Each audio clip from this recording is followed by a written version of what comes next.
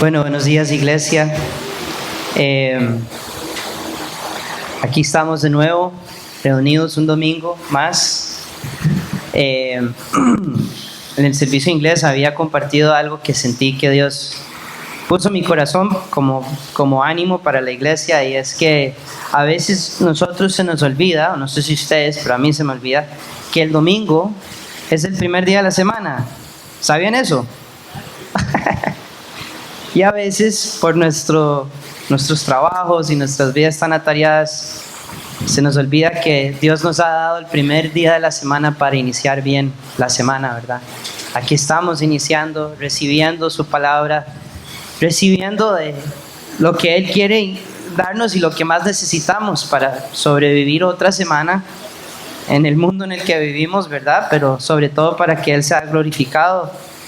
Y si nos vienen acompañando por primera vez, pueden ver en la pantalla que estamos en la carta a los Corintios.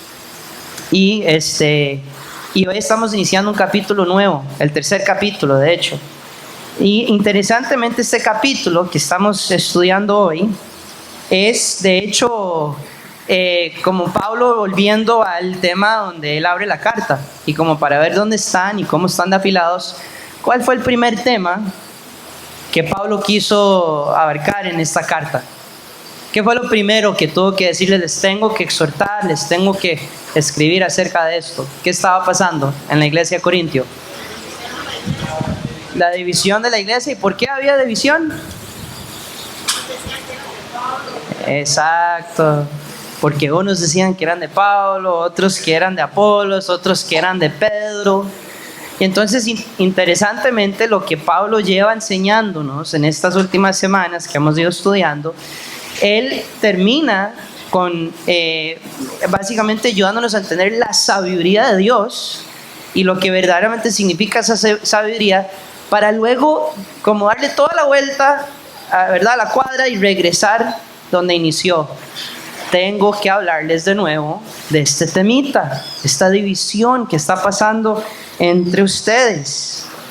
Y es interesante porque creo que cuando él abre este tema, por lo menos en esta sección de la carta, lo tira sin pelos en la lengua, no trata de endulzarnos de ninguna manera, llega con los tacos de frente a decirles exactamente lo que él considera que está pasando. Y mi intención no es dejarlos ahí como con la incógnita o la verdad de que, bueno, ¿qué será lo que va a hablar Pablo hoy? Si no han estudiado el resto de la carta, van a tener que esperarse unos minutitos más antes de entrar al texto, porque me parece muy prudente que antes de estudiar el pasaje de hoy, establecer básicamente como el prefacio de lo que se va a tratar este mensaje. Yo creo que si no entendemos bien este tema, podemos entrarle al texto con una perspectiva totalmente errónea, y de hecho, como vamos a ver más adelante, ha sido un texto que se ha malinterpretado de muchas maneras. Entonces, ¿de qué se trata el tema de hoy? Hoy vamos a estudiar acerca de la madurez espiritual. Bueno, específicamente en el caso de Corintios, más bien acerca de la inmadurez espiritual. Pero el tema global es la madurez espiritual. ¿Y por qué necesito darle un poquito de contexto a esta palabra madurez? Porque me parece que muchas personas atribuyen la madurez espiritual a ciertas características del cristiano que no necesariamente muestran madurez espiritual. Por ejemplo, yo he escuchado que un cristiano maduro es aquel que se ha estudiado toda la Biblia, de tapa a tapa, y se la memoriza y se la sabe toda entera, ¿verdad? Entonces uno puede asumir que si usted es graduado del seminario, usted tiene que ser una persona sumamente madura en la fe. Por ejemplo, me han dicho que la madurez cristiana se basa en las pruebas, a través de las que Dios nos lleva como atravesando estas pruebas, para que cada vez y en cada prueba nuestra fe empieza a crecer. También he escuchado decir que para madurar verdaderamente usted tiene que entender y estudiar la teología y tener la teología correcta, o si no, usted nunca va a madurar en su fe. Sin embargo, cada una de estas áreas en sí mismo no produce madurez espiritual, por si alguien pensaba eso. simplemente son, como decir, ¿cómo se diría? Un byproduct, licenciado, algo que va ligado a la madurez espiritual, pero no es la madurez espiritual en sí.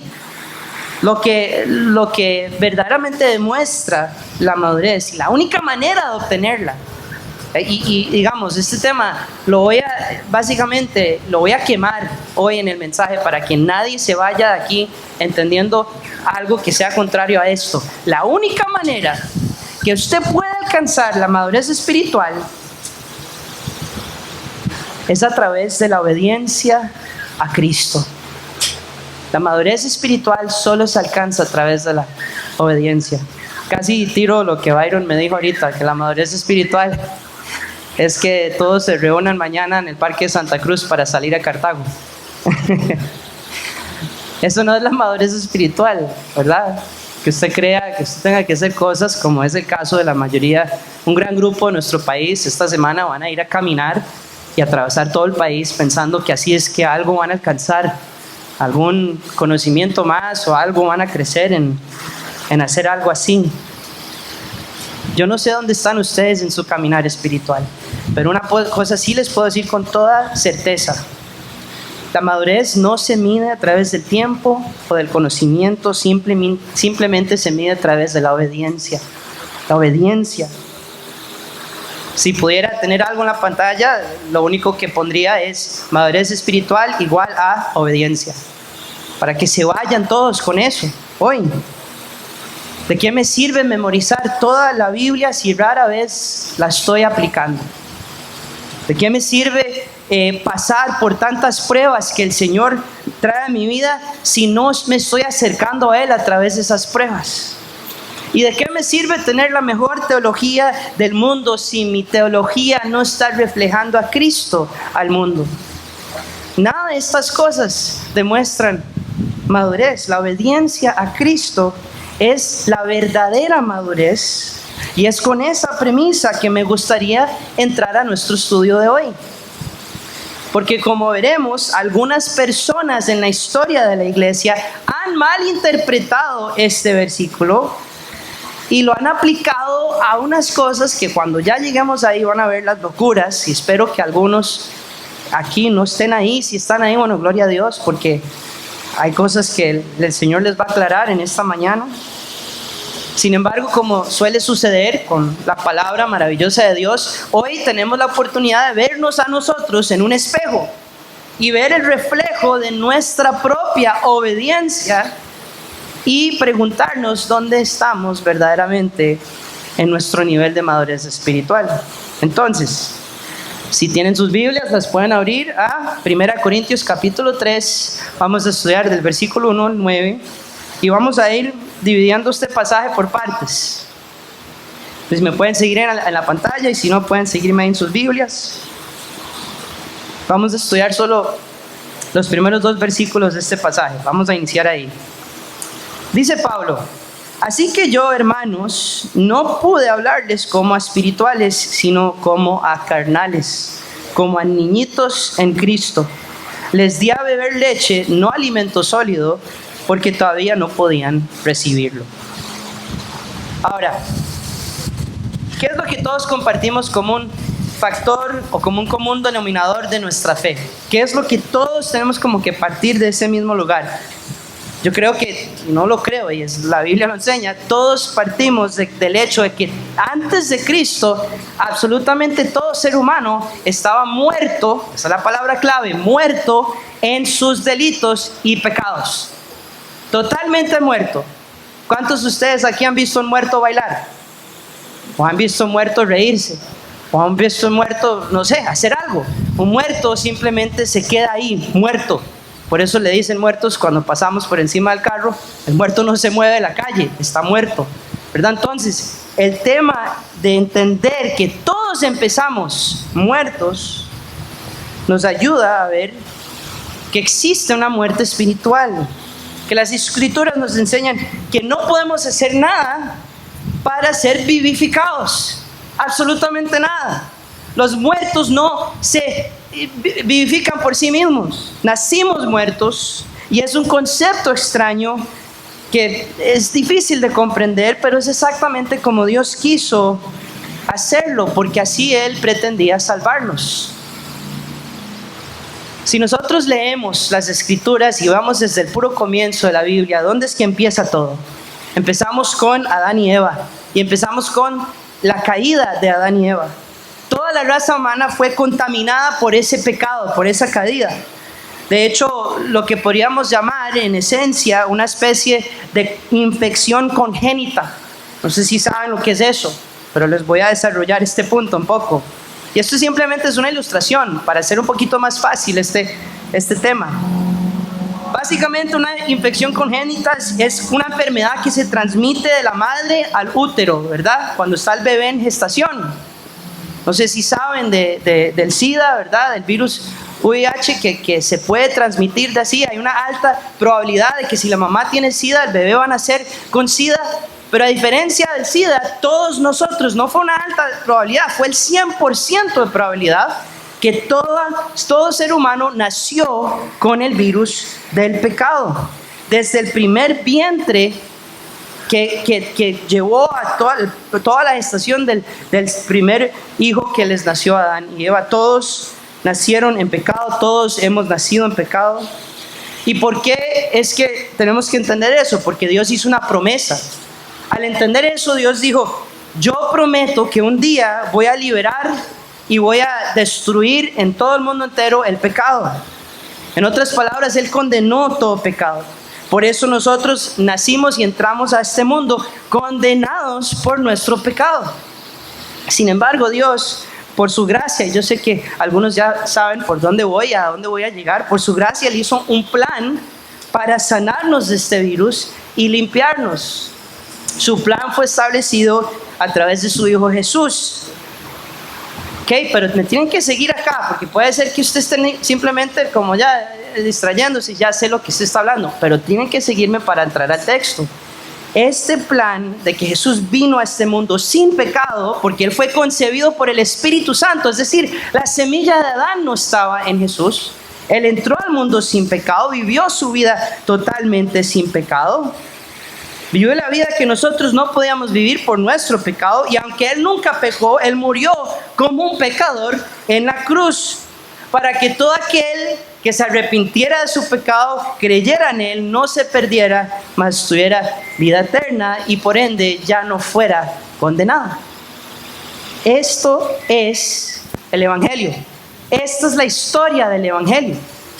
Para los que no saben o han tratado de entender qué es el Evangelio, eso, lo que yo les acabo de explicar, es una ilustración acerca del Evangelio. Sin embargo, en esta historia hay dos factores que tenemos que considerar. Pongan atención. El primer factor es que nosotros pasamos de la muerte a la vida. Eso tiene que suceder.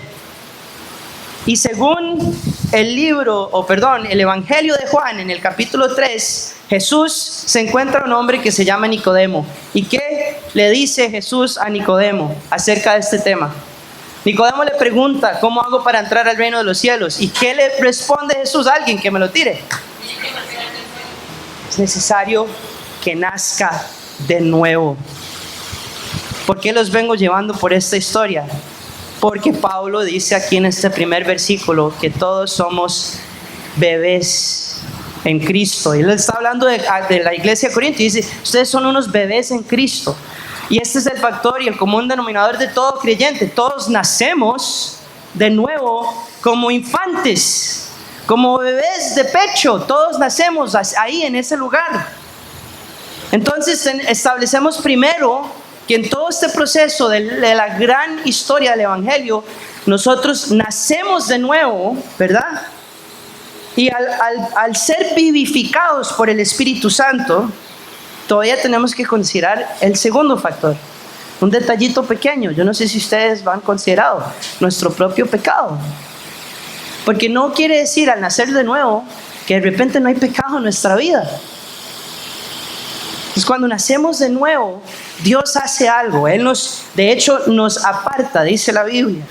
Así como un recién nacido es pasado a la sala de maternidad, después de su nacimiento, Dios hace algo que nosotros no podemos hacer. Él dice, ahora usted es mío. nadie lo puede tocar, usted es mío de hoy para siempre y por toda la eternidad.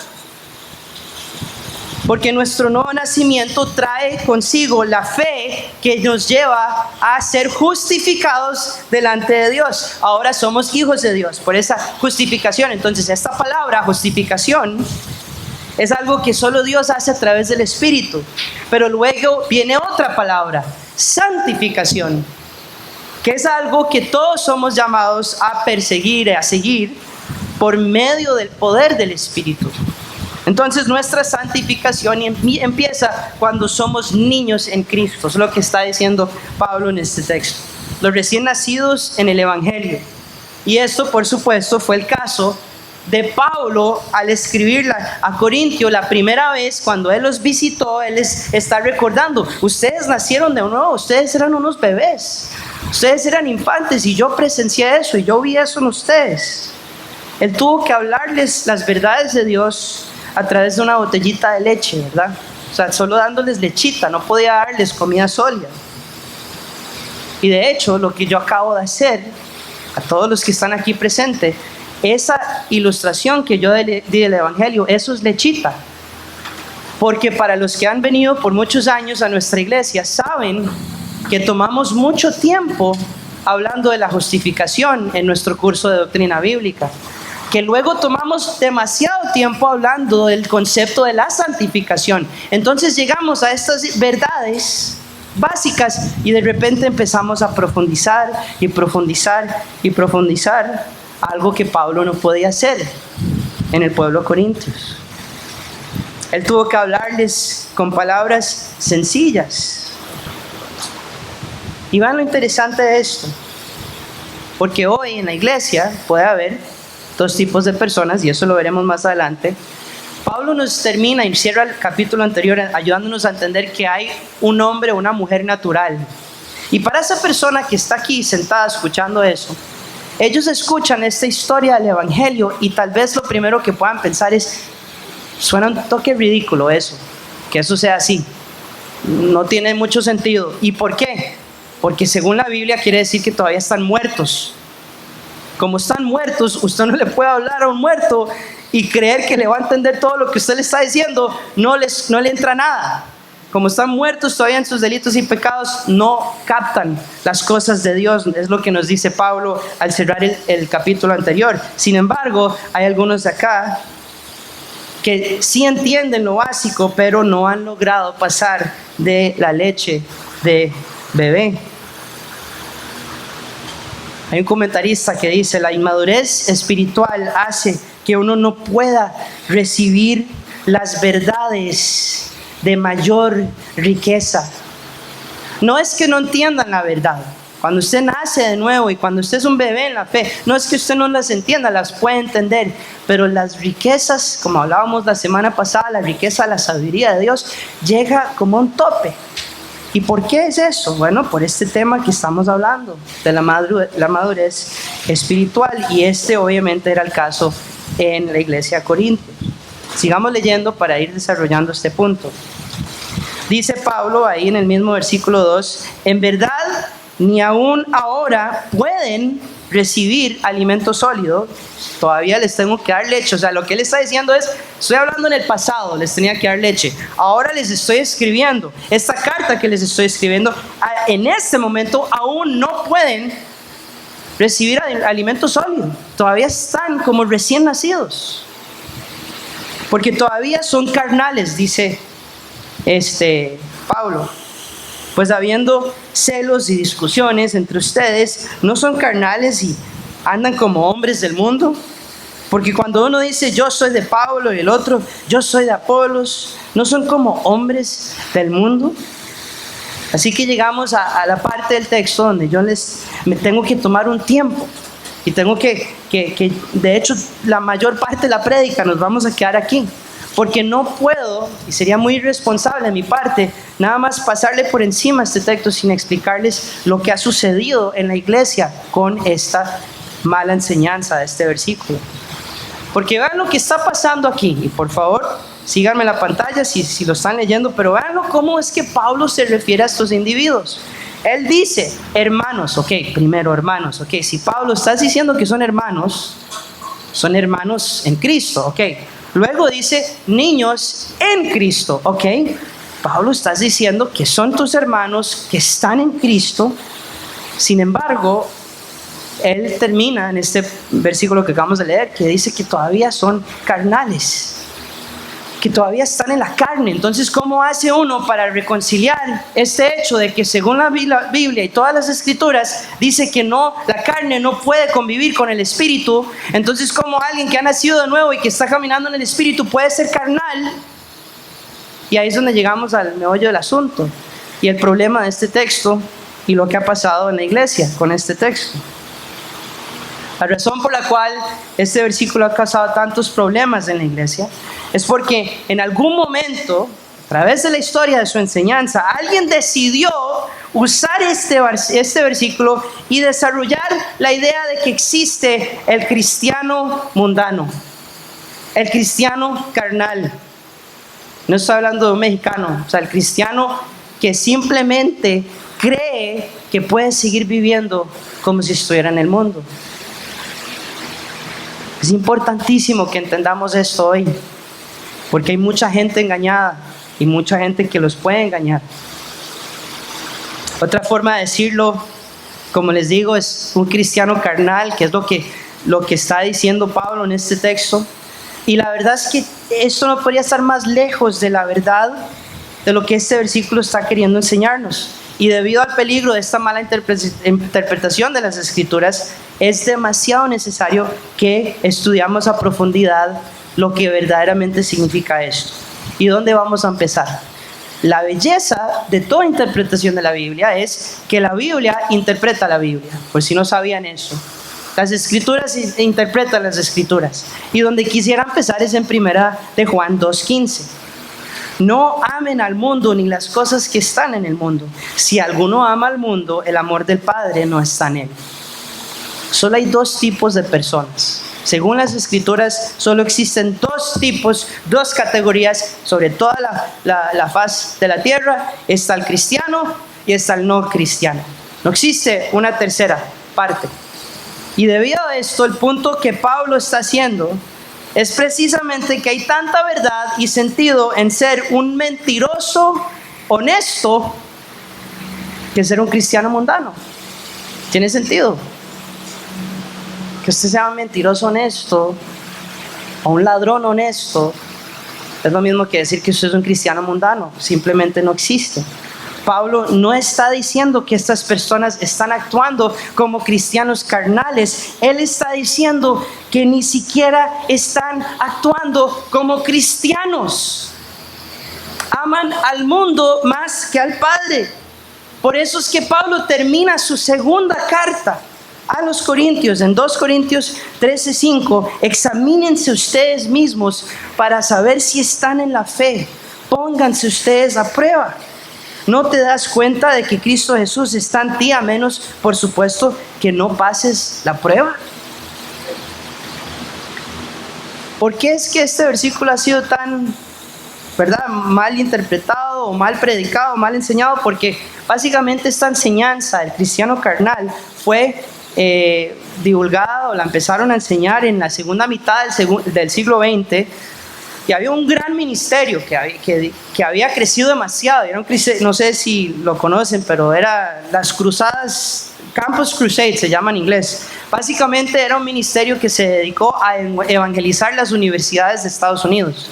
Y cuando ellos iban a las universidades, llevaban panfletos y llevaban unos libros, y dentro de estos documentos y recursos que regalaban estaba esta enseñanza.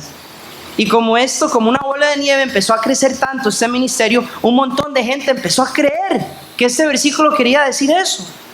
¿Y por qué es tan peligroso que usted crea eso? Porque si usted le dice al no creyente que tiene la opción de convertirse a un cristiano espiritual o un cristiano carnal, obviamente el que escucha eso va a preferir quedarse como un cristiano carnal. Va a profesar alguna fe en Jesús, pero nunca se va a convertir como un verdadero discípulo. ¿Verdad? Es como que les están diciendo, ¿quiere tener la salvación y el mundo al mismo tiempo? quiere que Cristo sea su Salvador, pero no su Señor. Por supuesto, esto fue lo que causó que un montón de personas a través de este movimiento y esta enseñanza pensaran que eran cristianos cuando de hecho no lo eran.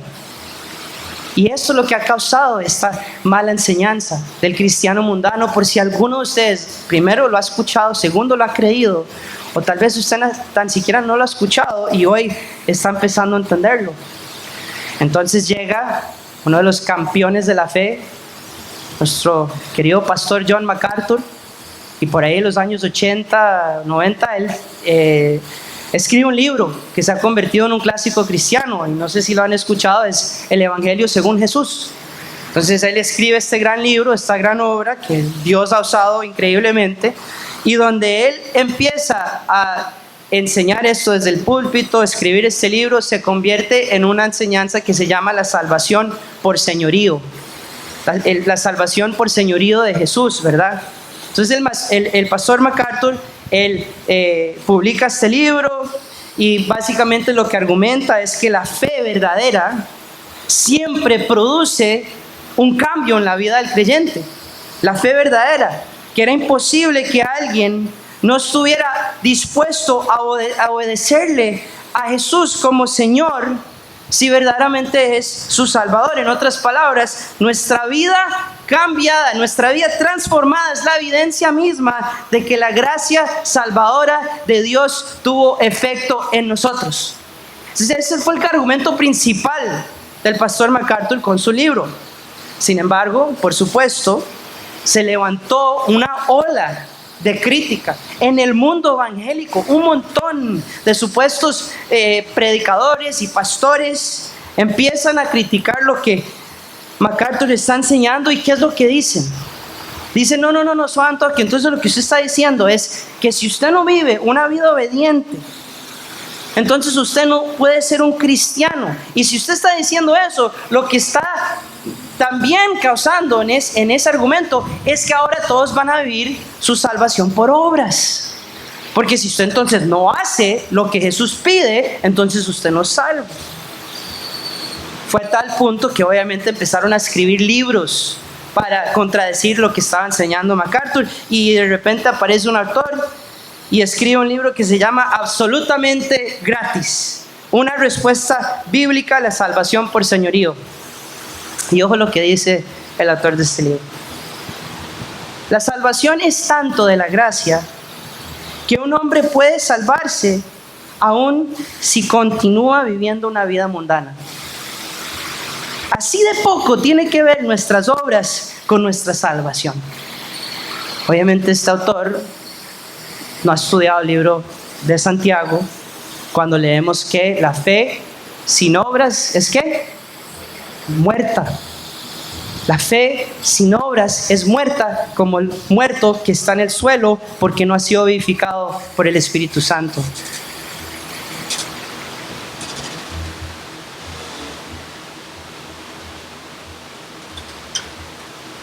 Entonces la pregunta es, estamos entendiendo que hay evidencia de la salvación.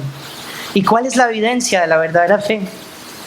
Les voy a responder una vez más, con la misma respuesta que vengo tirando desde que iniciamos el mensaje. La fe que salva se prueba por la obediencia a Dios. Pablo está afirmando que la inmadurez espiritual que estaba mostrando la iglesia en Corintio no estaba o no tenía congruencia con el hecho de andar en el Espíritu, sino más bien estaban andando como simples hombres naturales, mujeres naturales. Les está haciendo o les está ayudando a darse cuenta que sus vidas están mostrando obras de la carne y por ende no están verdaderamente en el Espíritu. Específicamente las obras de celos y contiendas y divisiones. ¿Y qué es lo que debería estar sucediendo? Bueno, lo natural del crecimiento espiritual es que los frutos del Espíritu sea lo que esté ya definiendo o evidenciando que estamos en Cristo. El amor, el gozo, la paz, la paciencia y todas esas maravillas que todos sabemos que el Espíritu nos da. Entonces lo que él está diciendo en palabras sencillas, para que lo entendamos así, es como si él se sentara ante la iglesia y les dijera: miren, sé que ustedes entendieron el evangelio, yo lo sé porque yo estuve ahí cuando los visité la primera vez, pero ahora me están demostrando evidencia de todo lo contrario.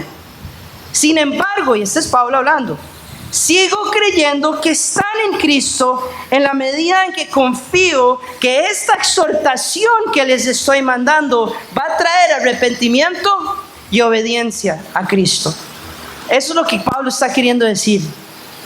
¿Y saben por qué es lo que quiso decir? Porque ya sabemos del final de la historia y sabemos que eso fue exactamente lo que pasó. No está diciendo que esta iglesia, no está diciendo ustedes son cristianos mundanos. Simplemente los está llamando a arrepentirse de su comportamiento mundano. ¿Tiene sentido? ¿Tiene sentido ese punto? Para que nadie se vaya acá pensando que existe el cristiano mundano. ¿Por qué no existe? Él simplemente los estaba llamando a arrepentimiento de su comportamiento mundano. Y eso obviamente nos lleva a nuestra propia introspección. Puede ser que nosotros nos estemos comportando en desobediencia en algunas áreas de nuestras vidas. Y eso no significa que no seamos salvos. Solo significa que nadie nos ha ayudado a entender nuestro comportamiento. Por eso venimos domingo tras domingo, porque la palabra, como espada doble filo que es, penetra hasta lo más profundo de nuestro ser y nos hace sentir esa convicción y decimos: ay, sí es cierto, yo tengo que hacer eso y tengo que cambiar eso. Pero por otro lado, les hago unas preguntas muy sencillas. ¿Dónde pueden estar ustedes, y todos nosotros, yo me incluyo, dónde podemos estar desobedeciendo a Dios? ¿En qué áreas de nuestras vidas? Le estamos pidiendo a alguien que nos ayude a ver nuestras fallas, porque no sé si sabían esto, todos tenemos puntos ciegos. Todos, absolutamente todos los tenemos. Nadie se quita el tiro. Usted le está preguntando a alguien: ¿usted puede decirme dónde es que yo fallo un poquito? ¿Qué parte de mi personalidad usted está viendo que no se alinea con la voluntad de Dios? ¿Verdad? Usted ve que yo a cada rato estoy, no sé, me altero demasiado fácil. Usted ve que yo soy un mentiroso. Usted ve que constantemente quiero mentir y exagerar las cosas por alguna razón. Entonces, pero si usted no le pregunta a nadie esas cosas, no vamos a entender dónde es que estamos desobedeciendo. Hay celos en su corazón, como era el caso aquí en Corinto. Está usted actualmente en un conflicto que usted no ha querido resolver, como era el caso de esta iglesia. Usted deja que los conflictos simplemente se queden ahí. Y de verdad, como dicen que el tiempo sanará todos los problemas, eso es mentira. Y si usted deja que ese problema siga ahí, sin querer confrontarlo, usted está en desobediencia a Dios. El problema no es que estemos fallando a veces, es cuando esa falla se convierte en nuestra norma. En otras palabras, cuando ya simplemente no nos importa. Y ahí es cuando realmente estamos en problemas. Cuando tenemos que preguntar: ¿verdaderamente creo en Jesucristo? Pero bueno, volviendo al texto y volviendo a este tema, la inmadurez espiritual, leemos en el versículo 5, y vamos a leer hasta el 7 ahí para entender qué es lo que Pablo quiere decir acerca de esta inmadurez y cómo se llega a la madurez. En el versículo 5, él dice: ¿qué es pues Apolos y qué es Pablo? Servidores mediante los cuales ustedes han creído, según el Señor dio oportunidad a cada uno. Yo planté, Apolos regó, pero Dios ha dado el crecimiento. Así que ni el que planta ni el que riega es algo, sino Dios que da el crecimiento. Es increíble al pensar que nosotros podamos creer que nosotros, no sé, tengamos algo que le vamos a traer a Dios y que sin mis talentos y sin mi, no sé, inteligencia o lo que sea, sin mis dones, Dios no va a lograr hacer alguna cosa. Pablo inmediatamente corta esa culebra por la cabeza y dice: ni el que planta ni el que riega es algo, el único que importa es Dios. Y Él está aclarando esto para que entendamos que cada persona que Dios ha enviado a nuestra vida, sin importar si fue una conversación de 5 minutos o un pastor que le ha enseñado por años, cada persona que ha estado en su vida, Dios los ha enviado con el fin de traer arrepentimiento y salvación como un simple siervo de Dios. Dios lo estaba haciendo todo. Dios siempre estaba en control. Y hay un punto vital que debemos entender en este versículo. ¿Y qué es lo que Dios quiere decir? Que todo lo que Él está haciendo, lo está haciendo porque solo Dios, dice Pablo, es el que da el crecimiento. Entonces, cuando se habla de inmadurez espiritual, solo Dios puede lograr nuestro crecimiento espiritual para que ya no andemos como niños en Cristo. Pablo escribe más adelante, al final de esta primera carta de Corintios, en el capítulo 13, ojo lo que él dice: cuando yo era niño, hablaba como niño, pensaba como niño, razonaba como niño. Cuando me hice hombre, me deshice de las cosas infantiles, me deshice de las niñeces. Yo no sé cuántos de ustedes acá, ya sea tienen hijos pequeños o ya tuvieron hijos, pero yo les puedo decir que esas cosas infantiles en un chiquito son muy evidentes. Nosotros en nuestro hogar constantemente estamos teniendo que batallar contra esas niñeces, porque esas niñeces, si nadie las está cuidando o los está ayudando a crecer de ahí, igual como es el caso de nuestro crecimiento espiritual, nos llevan a estancarnos, nos llevan problemas, porque somos inmaduros, ¿verdad? Y este es el caso que Pablo está queriendo sacar a luz, que el comportamiento infantil de la iglesia en Corintios está causando estos problemas. Pero lo repito otra vez, Dios no produce el crecimiento por sí solo. Él trae crecimiento a través de nuestra obediencia. Como lo dice un autor: si hacemos lo que Jesús nos dice, su luz brillará en nuestros corazones. A medida que sigamos sus instrucciones, Él estará allí para guiarnos y capacitarnos. No hay otra forma de progresar en la vida espiritual. Nada, por favor, entiendan, no hay otra forma más que hacer lo que Jesús dice. Y es tan sencilla esta enseñanza, porque muchas veces la madurez espiritual se puede tratar de que la gente cree que tiene que hacer y estudiar y aprender, cuando simplemente se trata de obedecer.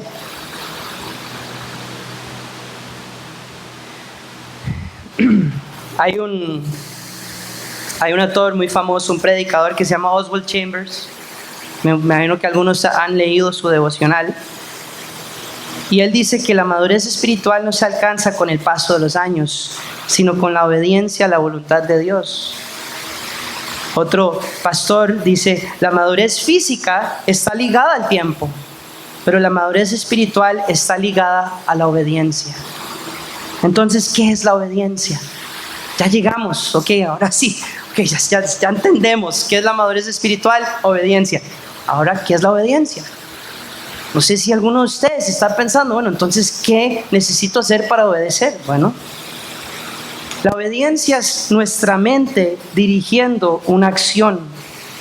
Muestra la capacidad nuestra de respuesta ante una situación. Y sobre todas las cosas, cuando esa situación se da, ¿qué es lo que sucede? Nos da retroalimentación. Y yo sé que tal vez eso es una definición muy elevada. Voy a tratar de simplificarla. ¿Qué es lo que pasa? Cuando nosotros actuamos, sabemos que esa acción vino de alguna parte. Y nuestra obediencia es esa acción, ¿verdad? Entonces, si nosotros vemos que el comportamiento externo está demostrando nuestros pensamientos internos. Entonces, si yo digo, es que ¿por qué sigo fallando en esto? ¿Por qué sigo en este lugar? Es porque su ser interno quiere seguir ahí. No es que usted diga, ay, qué pobrecito yo, que sigo fallando en este pecado. No, es que usted quiere seguir ahí. usted le gusta estar ahí. Sus pensamientos, usted medita en eso. Usted está ahí constantemente para que en algún momento, en vez de obedecer el espíritu que está en usted, usted dice, voy a obedecer esto que yo siento que quiero hacer. Entonces la obediencia en sí es como nosotros estamos alimentando nuestro ser interior con la palabra, entendiendo quién es Dios y qué pide de nosotros, siguiendo a Jesús a través de su ejemplo. La obediencia, imagínense, ni siquiera define nuestra fe, no solamente trata de nuestra fe. De hecho, la obediencia la precede, porque el llamado efectivo al arrepentimiento, según las Escrituras, sobre el verdadero creyente se evidencia por su obediencia al llamado de Cristo para que se arrepienta y para que crea. Entonces hay algo en obediencia que está pasando desde el comienzo. Yo ya en obediencia, voy a tratar de explicarlo hasta un poquito mejor, desmenuzarlo un poquito más. En obediencia usted escucha por primera vez este gran mensaje de Jesús, que Él murió por usted, que usted es un pecador, que usted está condenado a la muerte, pero hay una salvación que se le está presentando. ¿Y usted qué hace?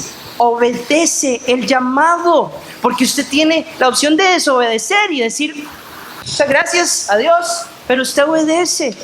Y al obedecer empieza algo, ese arrepentimiento, esa fe que usted tuvo al obedecer, ese es el punto de partida de nuestra vida espiritual.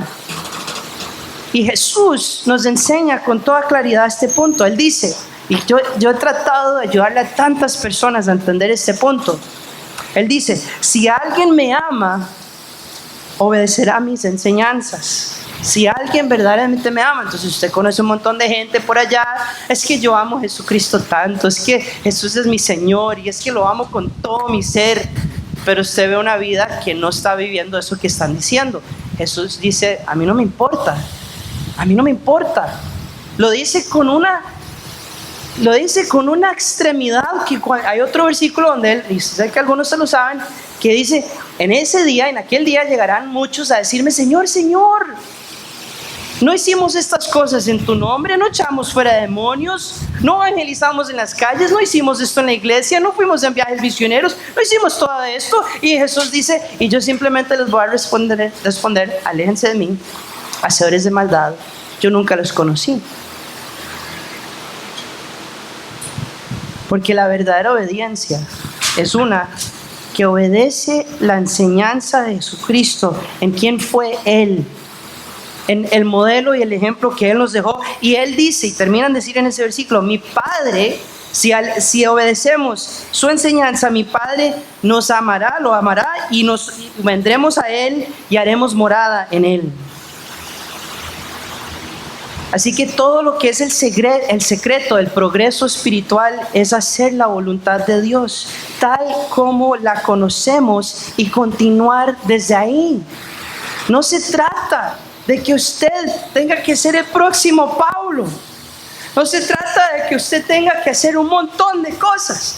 Se trata de lo que usted conoce hoy y lo que usted entiende hoy y hacer eso. Y si usted lo hace, la palabra promete una cosa, que al hacer esa cosita pequeña, Dios lo llegará y lo llevará en progreso, en crecimiento. Entonces, ¿con qué cerramos? Los últimos 2 versículos de nuestro texto de hoy. Ahora bien, el que planta y el que riega son una misma cosa, pero cada uno recibirá su propia recompensa conforme a su propio trabajo. Porque nosotros somos colaboradores en la labor de Dios, y ustedes son el campo de cultivo de Dios, el edificio de Dios. Se me ocurrió un ejemplo que nada que ver en español, pero en inglés tuvo todo el sentido. Que hay una película clásica de los años 90, 80 en Estados Unidos. Hay una película donde básicamente hay un señor, no sé si la saben, entonces les voy a explicar de qué se trata.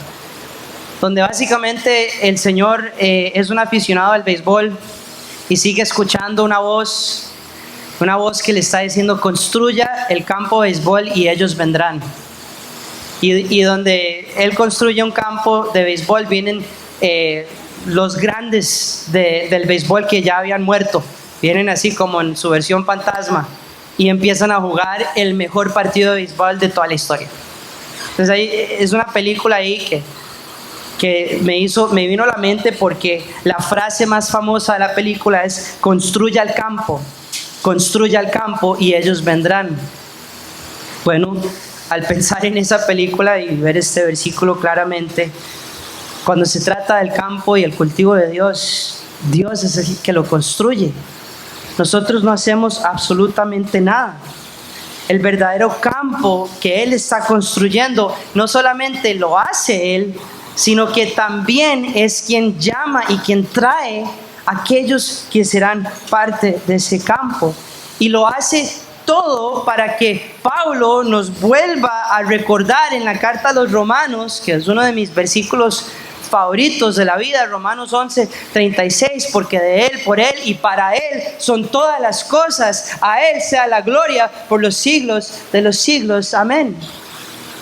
Pablo nos está recordando que nada se trata de nosotros, que nada podemos hacer nosotros para traer el crecimiento. Y es interesante, porque si alguno estuviera demostrando madurez espiritual, obviamente en esta carta y en este texto iba a ser el mismo Pablo. Estaba enseñando por medio de su ejemplo. Pablo podría haber recibido toda esta vanagloria y todo lo que le estaban diciendo y todos estos seguidores que él tenía. No sé si ustedes saben quién era Pablo. Escribió casi la mitad del Nuevo Testamento. Su reputación era tan grande que en el libro de Hechos, en el capítulo 19, causó una, ¿cómo se dice? Riot. Causó un revuelco.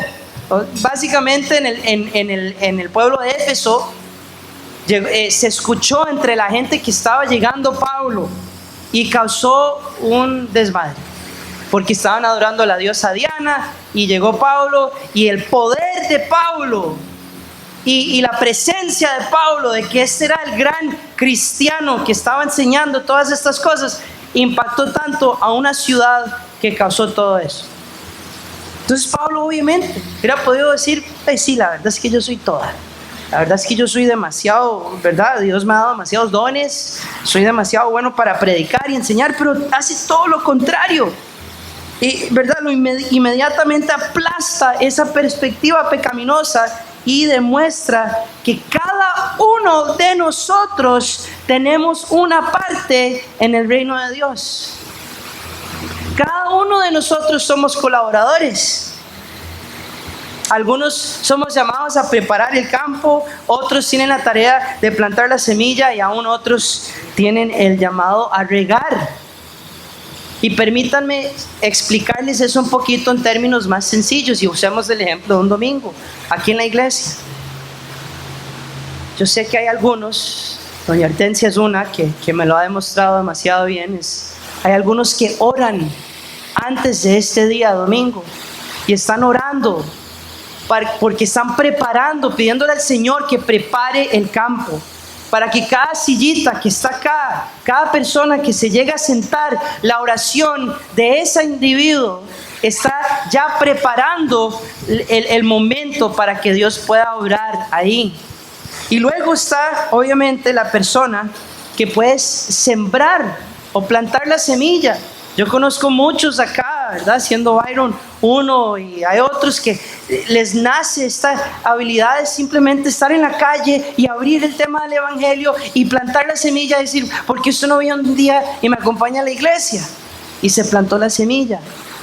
Y de repente viene el que tiene que regar, y domingo tras domingo está regando, el predicador riega, y otro domingo y riega, pero nada va a pasar hasta que la lluvia y el sol y todas las condiciones perfectas no se den para que esa semilla crezca, y eso solo lo da Dios.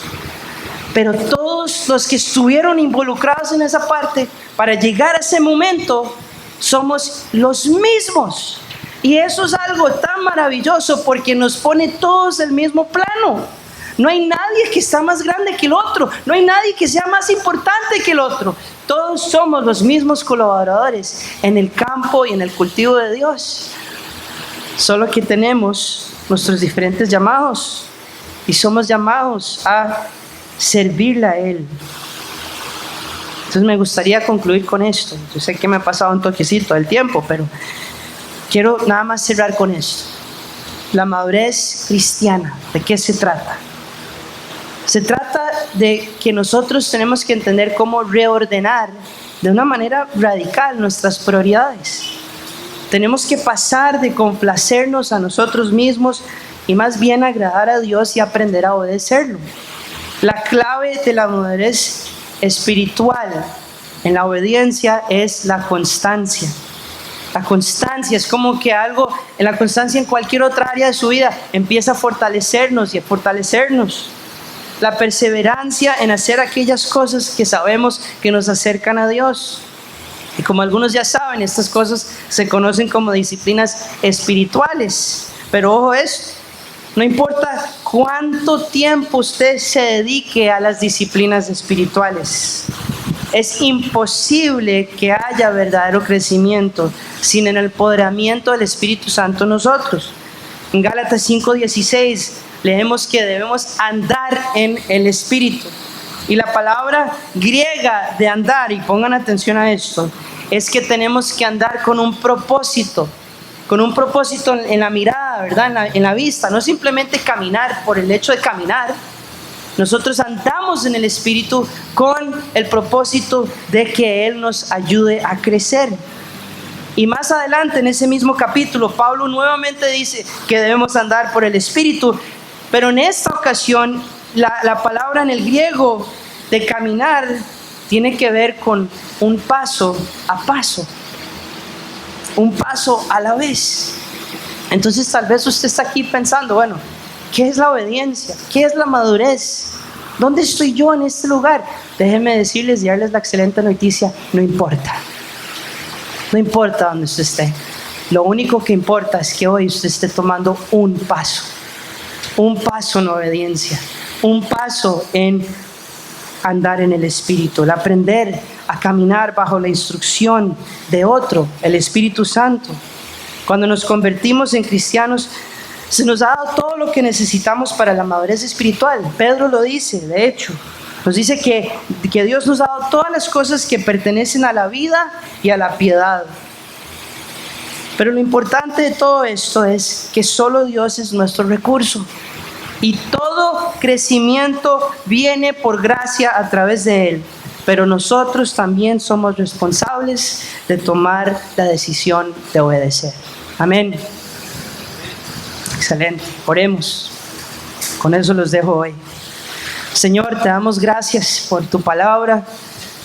Te damos gracias por ayudarnos a entender que así como la iglesia en Corintio, nosotros también fallamos.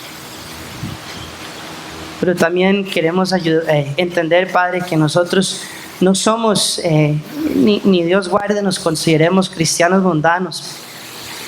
Sabemos que podemos estar en un proceso de crecimiento, pero no queremos jamás pensar que vamos a seguir en el mundo, Señor.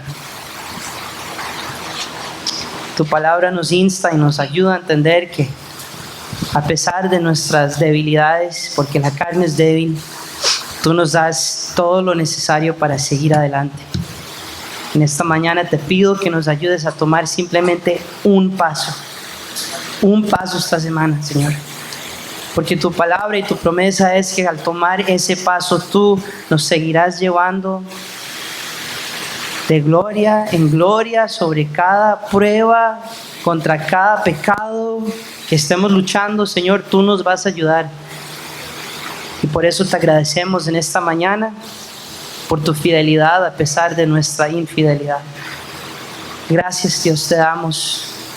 Permite que tu iglesia, esta iglesia Casa Vida, se convierta en lo que leemos en Efesios 4, que podamos todos crecer a la estatura del varón perfecto en madurez espiritual, quien es nuestro Señor Cristo Jesús. Te lo pedimos en tu nombre, Jesús. Amén.